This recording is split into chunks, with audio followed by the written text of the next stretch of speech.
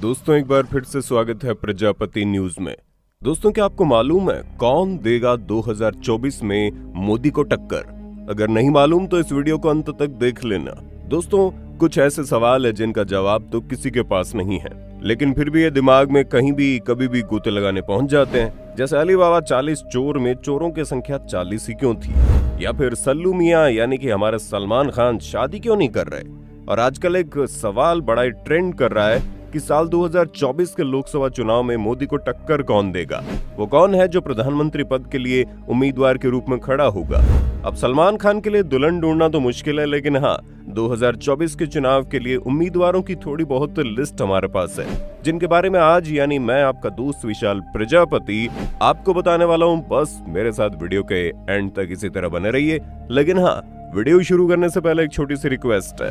Video के नीचे red colour का सब्सक्राइब बटन दिख रहा होगा, उस पर क्लिक करके सब्सक्राइब कर लें, और साइड में बेल आइकॉन भी दिख रहा होगा, उस पर भी क्लिक कर लें ताकि आपको वीडियो मिले सबसे पहले।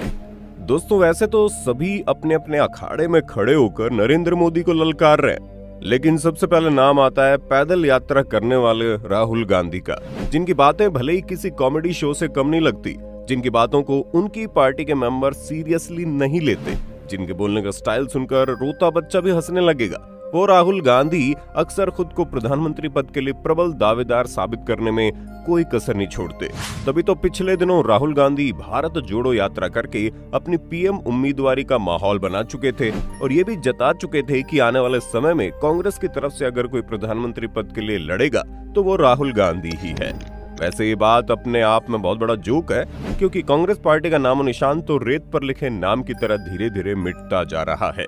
लेकिन इन सब के बावजूद कांग्रेस आज भी देश की सबसे बड़ी विपक्षी पार्टी है। इसी के नाते राहुल गांधी की दावेदारी बनती भी है, लेकिन राहुल गांधी के चुनाव जीतने की गुंजाइश उतनी है जितनी पेटीएम के स्क्रैच कार्ड पर 500 रुपए मिलने की गुंजाइश है, क्योंकि इनकी पार्टी के क्लैश खत्म होने का नाम नहीं लेते।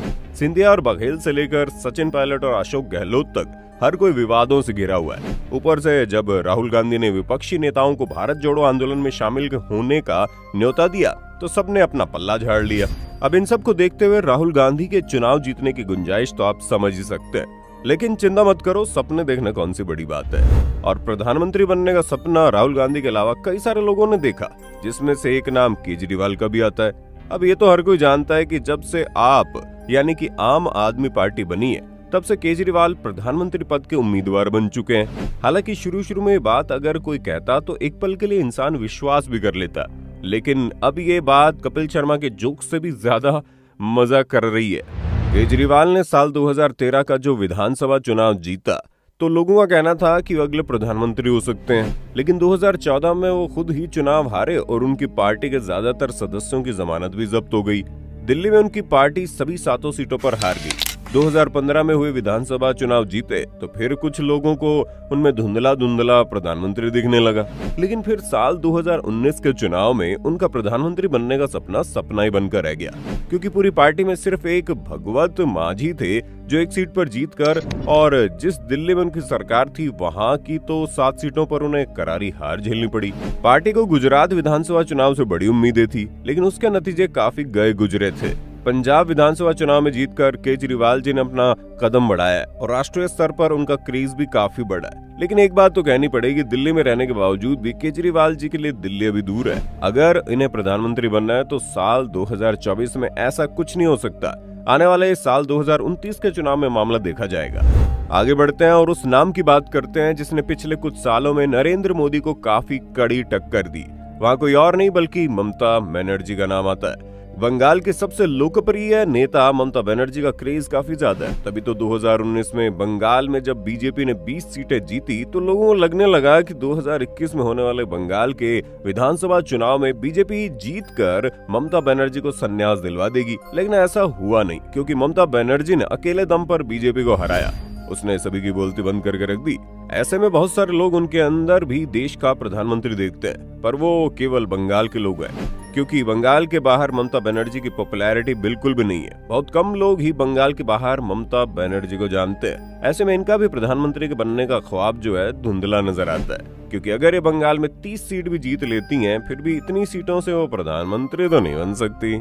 अब बात करते हैं नीतीश कुमार जी की, जिनका मन ही मन दिल प्रधानमंत्री कुर्सी पर लटका रहता है। भले ही इस बात को ये स्वीकार न करें, लेकिन हर कोई जानता है कि नीतीश कुमार प्रधानमंत्री बनने के लिए कितने उतावले हैं। तभी तो पिछले साल जब उन्होंने बिहार में बीजेपी के साथ अपना गठबंधन तोड़ा, तभी ये बात क्लियर हो गई। ऐसा करके वो खुद को भावी प्रधानमंत्रियों की मंडे में उतारना चाहते हैं। भले नीतीश इस बात से इनकार करते आ रहे हैं, लेकिन उनका मन, तन और धन हर एक चीज प्रधानमंत्री कुर्सी पर बैठने को बेकरार है।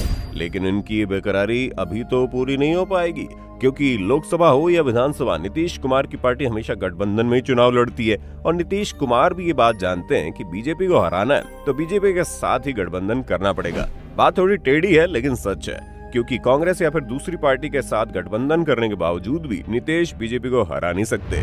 इसके अलावा प्रधानमंत्री पद के बाकी दावेदारों की बात करें तो कुछ लोग अखिलेश यादव का नाम भी ले रहे हैं, लेकिन पिछले 2 बार से अखिलेश यादव लाख कोशिश करने के बाद भी उत्तर प्रदेश का मुख्यमंत्री तो बन नहीं पा रहे, तो प्रधानमंत्री बनना तो अभी दूर की बात है। अखिलेश यादव ये बात जानते हैं कि प्रधानमंत्री पद के लिए उनका नाम लेना सिर्फ और सिर्फ उनकी इज्जत को गिराने जैसा ही है। उनका सपना प्रधानमंत्री बनने का है ही नहीं। अखिलेश भैया को तो यूपी का मुख्यमंत्री बना दो, उतने में वो नाचने लगेंगे।